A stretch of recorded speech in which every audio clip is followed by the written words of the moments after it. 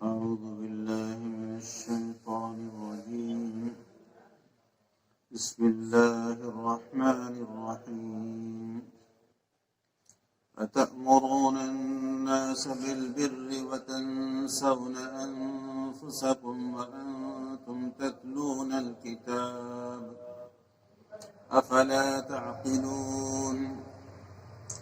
واستعينوا بالصبر والصلاة وإنها لكبيرة إلا على الخاشعين الذين يظنون أنهم ملاقو ربهم وأنهم إليه راجعون.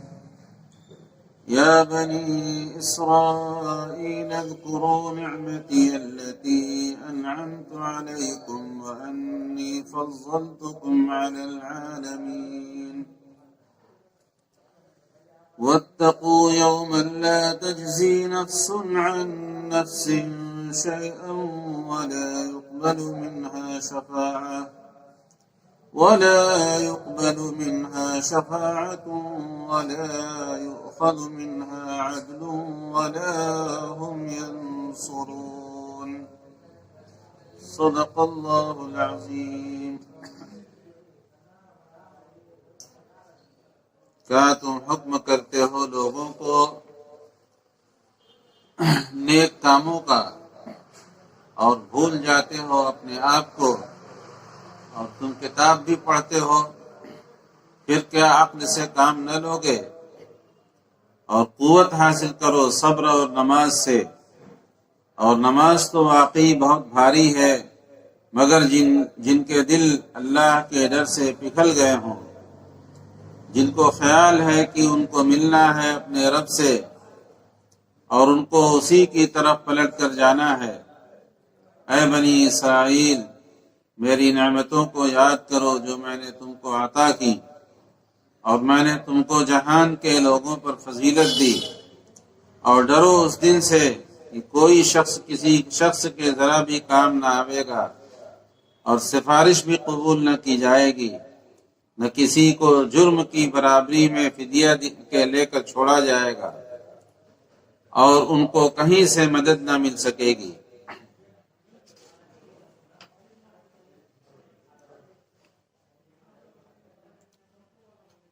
اللہ تعالیٰ نے ان آیات میں ارشاد فرمایا کہ اتأمرون الناس بالبر، کیا تم لوگوں کو بھلائی کا اور نیکی کا حکم کرتے ہو اور خود نیکی اور بھلائی کے معاملے میں اپنے آپ کو بھول جاتے ہو؟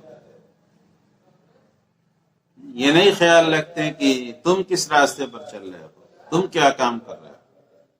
یہ بڑی بری بات ہے کہ آدمی دوسروں کو تو اچھائی کا حکم دے اور خود اچھائی پر عامل نہ ہو، اچھائی اس کی زندگی میں شامل نہ ہو.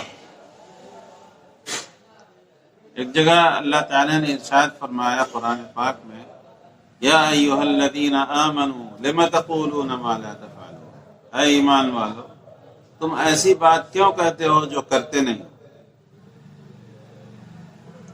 جو خود نہ کرتے ہو، دوسروں کو اس کا حکم دو. یہ اچھی بات نہیں ہے، اللہ کو پسند نہیں ہے.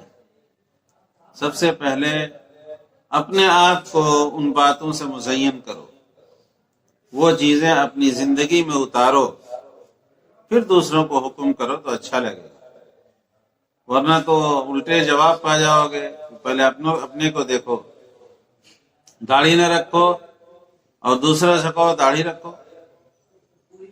نشہ خود کرو اور دوسروں سے کہو کہ نشہ چھوڑ دو.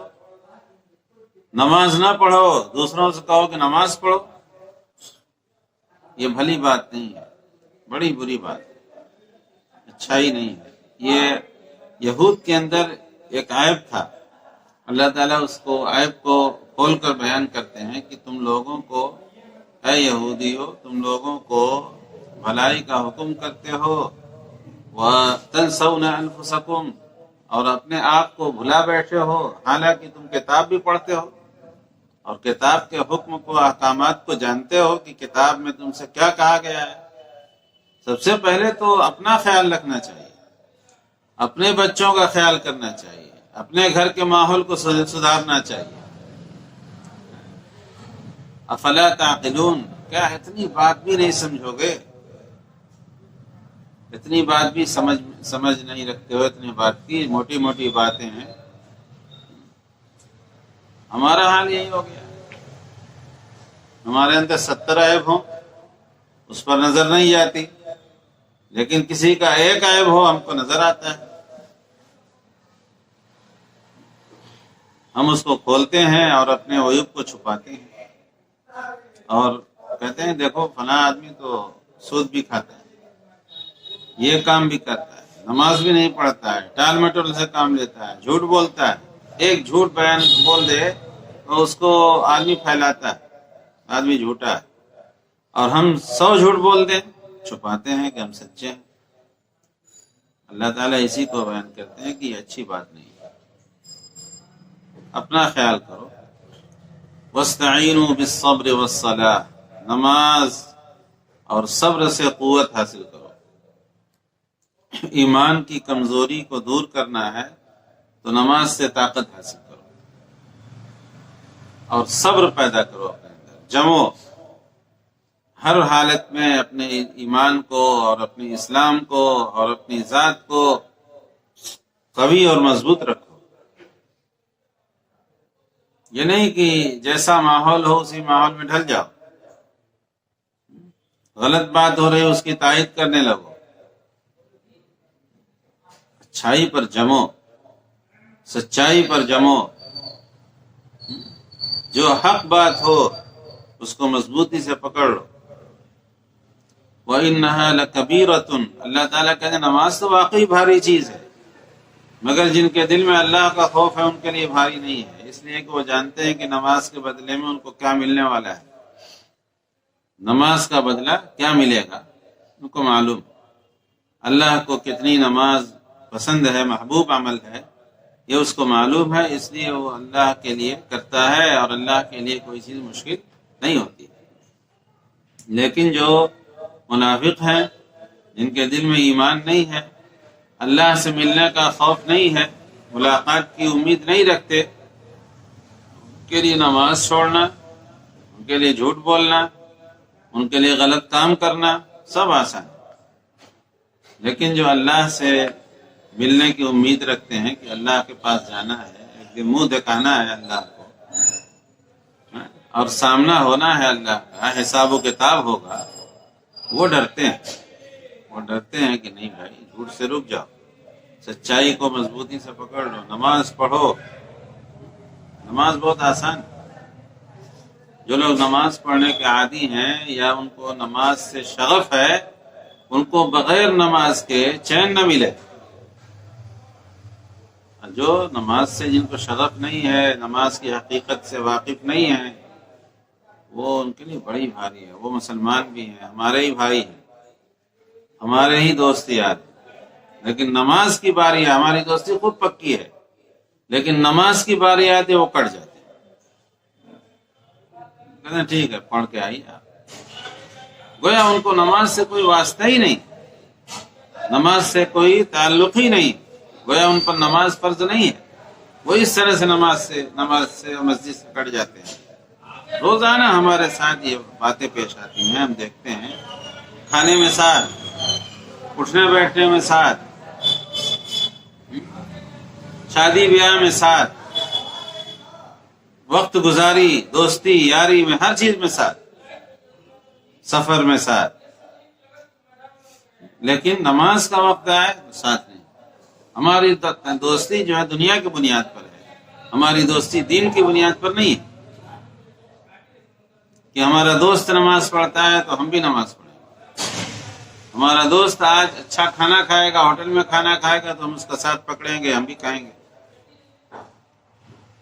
ہم بھی چلیں گے، ہم بھی سگریٹ پئیں گے، ہم بھی فلاں کام کریں گے. لیکن نماز میں ساتھ نہیں. یہ دوستی نماز کے لیے نہیں، یہ دوستی دنیا کے لیے، اللہ کے لیے نہیں ہے، اللہ کے غیر کے لیے. الذین یظنون انہم ملاقو ربہم وانہم الیہ راجعون. اللہ سے ڈرنے والے کون ہیں؟ جن کو اس بات کا خیال ہے کہ ان کو اللہ سے، اپنے رب سے ملنا ہے، اور ان کو اسی کی طرف پلٹ کر جانا ہے۔ ہم آج اللہ سے کے سامنے نہیں ہیں، سامنے تو ہیں لیکن ہم اللہ کو نہیں دیکھ رہے ہیں، اللہ ہم کو دیکھ رہا ہے، اللہ کے ہم سامنے ہیں، لیکن ہم بھی دیکھیں گے اللہ تعالیٰ کو۔ ایک دن ایسا آئے گا کہ ہم بھی اللہ تعالیٰ کو دیکھیں گے۔ قیامت کا دن ہوگا، حشر و نشر کا دن ہوگا، حساب و کتاب کا دن ہوگا، جب اللہ کو ہم بھی دیکھیں گے۔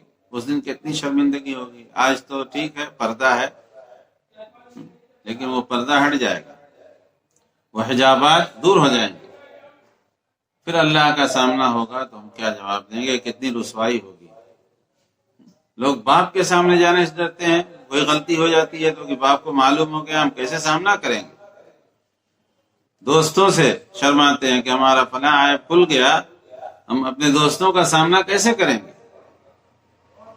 لیکن اب اللہ کا بھی سامنا ہونا ہے، اس سے ہم کو کوئی خوف و خطرہ نہیں ہے، کوئی شرم و حیا نہیں ہے، کہ اللہ سے بھی ہم کو ڈرنا چاہیے، اللہ کا سامنا بھی ہونا ہے۔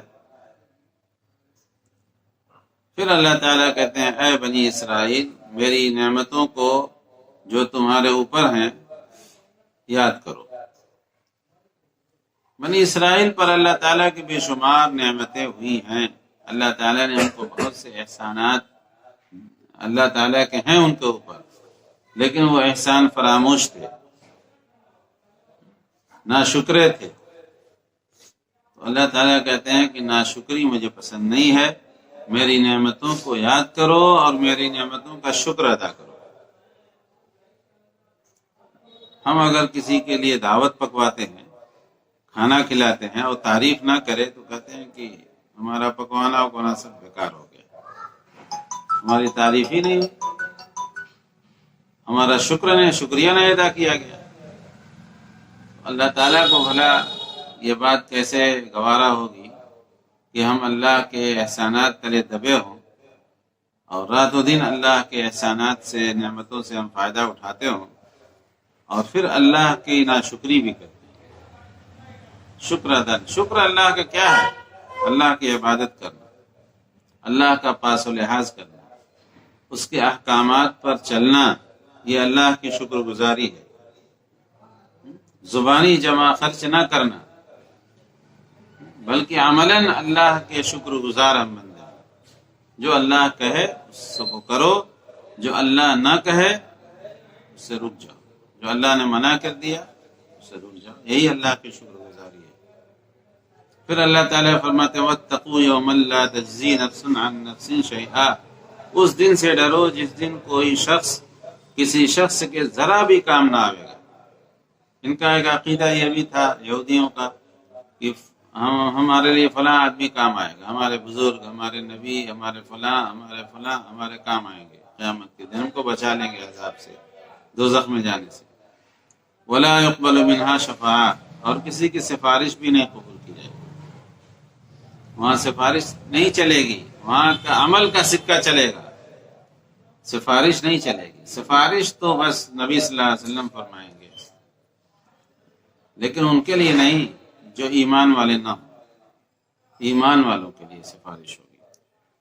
وَلَا يُؤْخَذُ مِنْهَا عَدْلٌ وَلَا هُمْ يُنصَرُونَ، اور فدیہ بھی نہیں لیا جائے گا۔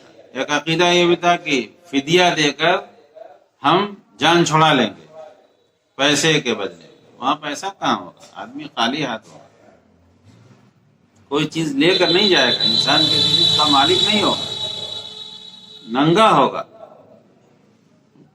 اس کا جسم ننگا ہوگا، خالی ہاتھ ہوگا، اس کا بدلہ یا اس کو بچانے والی چیز اس کا عمل ہوگا جو اس کو جہنم سے بچائے گی، رسوائی سے بچائے گی، برے ٹھکانے سے بچائے گی، وہ عمل ہوگا۔ وَلَا هُمْ يُنصَرُونَ، اور کہیں سے کسی کو کوئی مدد نہیں ملے گی۔ ایسا نہیں ہے کہ امتحان میں بیٹھے ہیں تو کہیں سے کچھ کانا پھوسی بھی ہو جائے، کچھ پرچی بھی مل جائے، ہم بھی لکھ لیں، کچھ نقل سے کام چل جائے، کوئی کسی کے مدد اور کام آ جاتا ہے تھوڑا سا اس میں کہیں سے چھپا کر، لیکن اللہ کے ہاں ایسا نہیں ہوگا۔ اللہ کے یہاں ایسی پکڑ، ایسا کمپیوٹر، ایسی مشین لگی ہوگی کہ ہر راز کوئی راز نہیں رہے گا، سب کھل جائے گا۔ ہم کتنا بھی چھپا کر کوئی چیز لے جاتے ہیں ایئرپورٹ پہ، وہ پکڑ جائے، ایک سوئی بھی ہو اس میں پکڑ جاتی ہے۔ اب وہ کہاں رکھی ہے ہم کو نہیں پتا ہے۔ ایک مرتبہ ہم سفر کر رہے تھے، اس میں بلیڈ تھا، ہمیں یاد نہیں تھا، حج کا سفر تھا۔ اب اس نے کہا نہیں بھائی ہے، ہم نے کہا بھائی نہیں ہے، ہم نے بلیڈ رکھا ہی نہیں ہے۔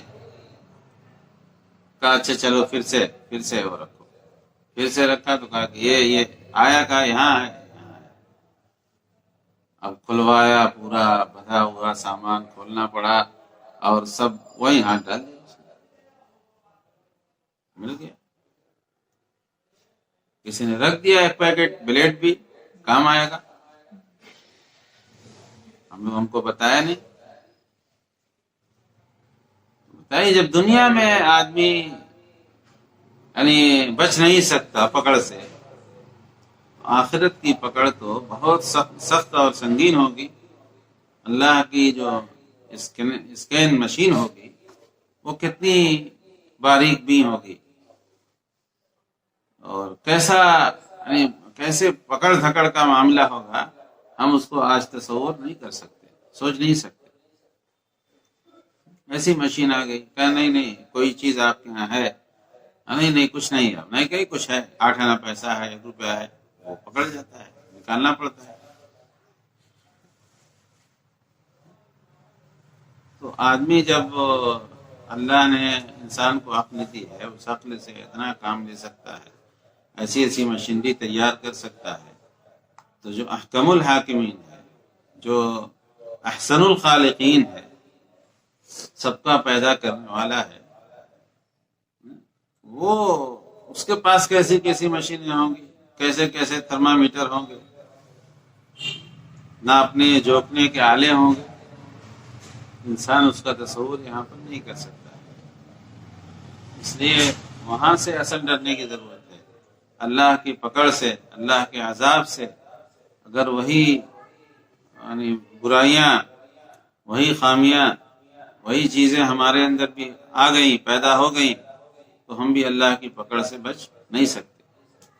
اللہ کا قانون یکساں ہے، سب کے لیے ہے۔ یہ نہیں کہ یہودی کرے گا تو اس کی پکڑ ہوگی، منافق کرے گا تو اس کی پکڑ ہوگی، اور ایک مسلمان سمجھا جانے والا آدمی ہوگا تو اس کو معاف کر دیا جائے، اس کے ساتھ دوہرا سلوک ہوگا۔ نہیں، دوہرا سلوک اللہ کے یہاں نہیں ہوگا۔ آدمی کر کے جائے، پھر تھوڑی بہت خامی ہوگی تو اللہ تعالیٰ معاف کریں گے، لیکن یہ نہیں کہ وہ خامیوں کا مرقع ہو، مجموعہ ہو،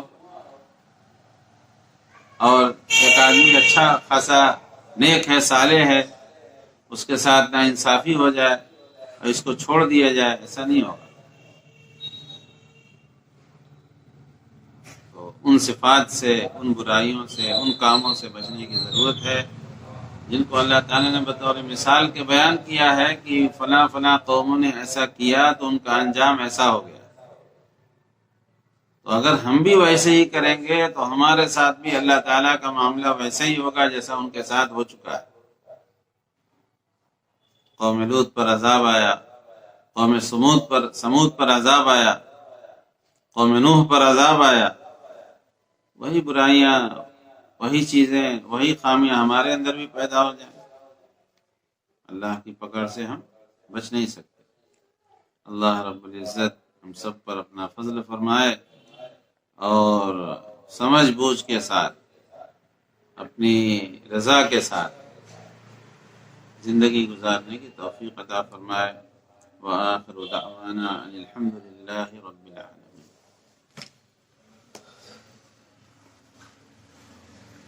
اللهم صل وسلم دائما ابدا على حبيبك خير الخلق كلهم۔ اللهم لك الحمد كما تحب وترضى، واجعل آخرتنا خيرا من الأولى۔ یا اللہ رحم فرما دیجیے، یا اللہ عافیت کا معاملہ فرمائیے، یا اللہ ہمارے مردوں پر، عورتوں پر، بچوں پر، سب پر رحم فرمائیے۔ اللہ عافیت والی زندگی عطا فرمائیے، اللہ دنیا میں بھی عافیت عطا فرمائیے اور آخرت میں بھی اللہ سعادت مندی سے سرفراز فرما دیجیے۔ اللہ قبر کا معاملہ ہمارے لیے آسان فرما دیجیے، پرسرات پر گزرنا ہے اللہ ہمارے لیے آسان فرما دیجیے۔ یا اللہ ہمارے کاروبار میں برکت عطا فرمائیے، ہمیں حلال رزق عطا فرمائیے، حلال روزی عطا فرمائیے، آسان طریقے سے اللہ ہمیں روزی میسر فرما دیجیے۔ اللہ ہمارے بچوں پر، اللہ ہمارے عورتوں پر، بچیوں پر رحم فرما دیجیے۔ اللہ سب کو نیک اور صالح بنا دیجیے۔ اللہ اپنا خوف، اپنا تعلق، اپنی معرفت عطا فرما دیجیے۔ اللہ اپنی معرفت نصیب فرما دیجیے۔ اللہ قرآن کے مطابق، منشا کے مطابق زندگی گزارنے کی توفیق عطا فرما دیجیے۔ وصلی اللہ تعالی علی خیر خلقہ محمد وعلی آلہ وصحبہ اجمعین برحمتک یا